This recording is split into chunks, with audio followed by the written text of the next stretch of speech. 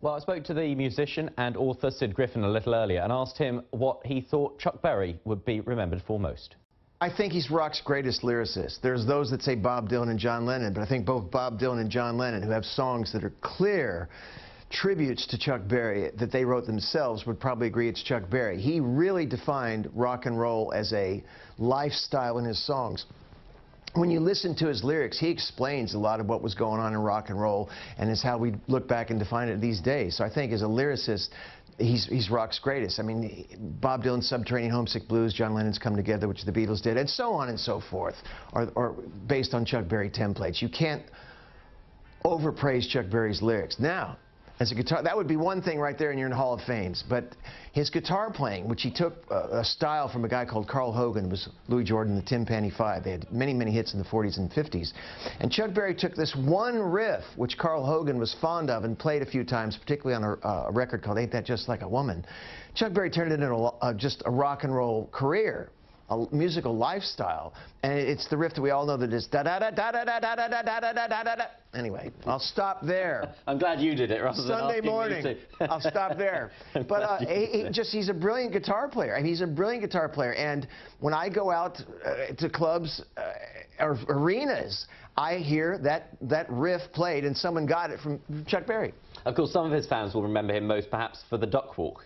Well, the Duck Walk is, as my friend Mark Radcliffe has said on BBC Six Music, probably rock's most iconic moment or stance. The story goes at the Paramount Theater, he was doing an Alan Freed package show, which you might have 16 acts that would do 2 or 3 songs. And Chuck went on stage realizing his suit was heavily wrinkled.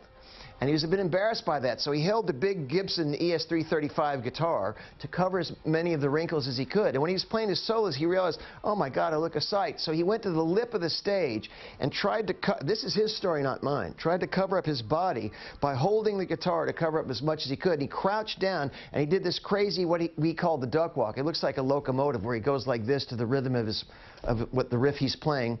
And the place went bananas. So he kept it in his act ever since. And the first time I saw Chuck Berry was 1972, and I don't think anything quite brought the house down quite as much as when he did the Duck Walk. I suppose it's impossible, isn't it, to overstate the influence he had on other musicians of the era. I agree. People like the Rolling Stones recorded something like 5 Chuck Berry songs, and even did a couple of songs that he did as covers, things like Route 66, the Bobby Troup classic. They do the Chuck Berry version of Route 66. They don't do the original version that people like Nat King Cole did. And of course the Beatles did Rock and Roll Music and Roll Over Beethoven. I think Roll Over Beethoven was the very first song the Beatles played on American soil when they walked on stage in Washington, D.C. in February '64. And so on and so forth. I mean, I had a list that I made, and the list is literally too long to read out, as is the list of great songs, you know, legendary, iconic, frequently covered songs by Chuck Berry. It's just too lengthy to read out on the air. We'd be here for another 90 seconds. Did you ever get to meet him? I was in his great company.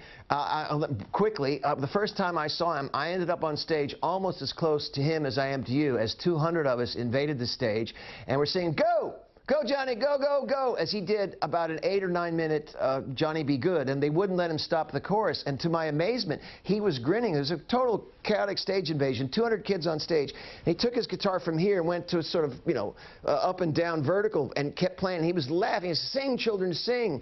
And 200 of us are yelling at his mic, "Go, go, Johnny, go, go, go." So have I met him? No. But have I sung on stage with him? Yes.